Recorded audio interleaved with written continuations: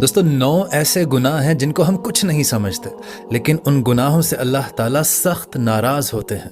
پہلا گناہ، اولاد اور خاص کر کے بیٹی کو گالی دینا۔ نمبر 2، دل میں بغض رکھنا، نفرت رکھنا، حسد رکھنا۔ نمبر 3، مہمان کو دیکھ کر آپ کا منہ بن جانا۔ نمبر 4، اذان کے وقت اپنے آپ کو اپنے کام میں مصروف رکھے رکھنا۔ نمبر 5، اپنے ماں باپ کی عقل کو کوستے رہنا اور یہ کہتے رہنا کہ آپ نے ہمارے لیے کچھ نہیں کیا۔ نماز کے بعد دعا نہ مانگنا، اور آپ کے سامنے کھانا پڑا ہو، آپ دسترخوان پر بیٹھے ہیں اور آپ گپوں میں مشغول رہیں۔